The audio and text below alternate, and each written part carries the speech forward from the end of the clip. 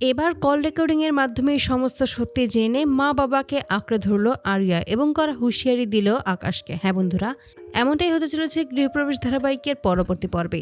আরিয়াকে বারবার করে শুভ বোঝানোর চেষ্টা করে এই আকাশ সেন তাকে শুধুমাত্র ব্যবহার করতে চাইছে, তাকে স্বার্থের জন্য ব্যবহার করে ঢাল হিসেবে ব্যবহার করছে, কিন্তু কোনো কথাই আরিয়া বিশ্বাস করতে চায় না। আরিয়া স্পষ্ট জানিয়ে দেয় সে তার বাবার সাথেই যাবে, সে সেখানেই ভালো থাকবে, এদের সবাইকে সে দূরে সরিয়ে রাখতে চায়।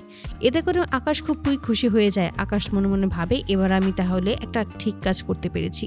শুভলক্ষ্মী, আপনাকে আমি এবার হারিয়ে দিতে পেরেছি, আপনার মেয়েকে দিয়ে এবার আপনাকে আমি জব্দ করেছি, এসব ভেবেই হাসতে থাকে।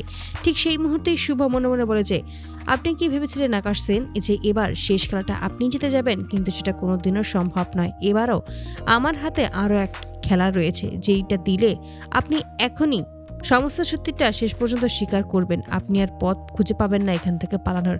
ঠিক সেই মুহূর্তেই আকাশ আরিয়াকে নিয়ে বেরিয়ে যাবে, তখনই ডেকে ওঠে শুভ আর বলে যে আকাশ সেন এত তাড়াহুড়ো কিসের, এখনো তো অনেক সময় বাকি আছে, আপনি এত দূর থেকে এসেছেন, একটু রেস্ট করুন, এখনো তো আরও কিছু বাকি আছে। তখনই অবাক হয়ে যায় আকাশ আর মনে মনে বলে যে শুভর কাছে এখন আবার কি বাকি রয়েছে, ও আবার কি বলতে চায়। ঠিক সেই মুহূর্তে ওই ডিটেকটিভকে বাড়ির ভেতরে ডেকে আনে শুভ। একে দেখেই ভয় পেয়ে যায় একটু আকাশ।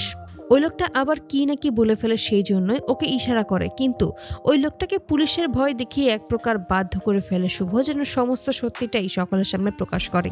ঠিক সেই মুহূর্তে আরিয়াকে শুভ বলে যে এই লোকটার থেকে এখন তুমি সমস্ত সত্যিটা জানতে পারবে। তারপরেই ওই ডিটেকটিভ সমস্ত ছবি দেখায় যেখানে ওই আকাশ ছোটবেলায় আরিয়াকে নিয়ে এখান থেকে চলে গিয়েছিল বিদেশে।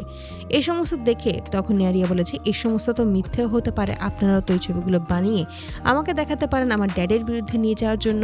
এতে করে আকাশ খুবই খুশি হয়, কারণ আরিয়া একদম তার মতোই কথা বলছে। ঠিক তখনই শুভ বলে আমি খুব ভালোভাবেই জানতাম এই ছবিগুলো দেখে তুমি এমনটাই বলবে, তবে এখনো আরও একটা জিনিস বাকি আছে, এতে করে নিশ্চয়ই তোমার আর কোনো ভুল ধারণা হবে না, তুমি এবার স্পষ্ট বুঝতে পারবে আসলে কে সত্যি বলছে কে মিথ্যে বলছে।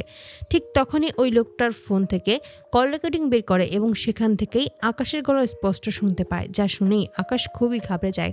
অপরদিকে আরিয়া শুনতে পায় সেখানে স্পষ্ট করে আকাশ বলছে ওই ডিটেকটিভকে শুভ আর আদি যেন কোনোভাবেই আরিয়ার কথা না জানতে পারে। আরিয়াকে নিয়ে যে সে ছোটবেলায় বিদেশে চলে গিয়েছিল সেই সমস্ত কথা যেন সে সব সময় নিজের কাছেই লুকিয়ে রাখে, তার জন্য সে প্রতি মাসে মাসে মোটা অঙ্কের টাকা পাবে। এই সমস্ত কথা শুনে আর বুঝতে বাকি থাকে না আরিয়ার যে সত্যি এই শুভ আর আদি সত্যি কথাই বলছে, তার এই মা বাবা কখনো তাকে ঠকায়নি, তাকে মিথ্যা কথা বলেনি। তার মানে এতদিন আকাশ তাকে মিথ্যা কথা বলেছিল, আকাশ তাদের থেকে দূরে সরানোর জন্যই এমন একটা নোংরা খেলা খেলেছে। শেষ অবধি আকাশকে ঘৃণা করে আরিয়া এবং বুঝতে পারে যে সমস্ত কিছুই আসলে এই আকাশের চক্রান্ত। তো বন্ধুরা, তোমরা কি চাও যেন শেষ মুহূর্তে এসে এবার কল রেকর্ডিং এর মাধ্যমেই সমস্ত সত্যিটা সামনে আসে আরিয়ার এবং আকাশকে যেন করা হুঁশিয়ারি দিয়ে নিজের মা বাবার কাছে ছুটে যায়? অবশ্যই কিন্তু তোমরা তোমাদের মতামত শেয়ার করতে ভুলো না।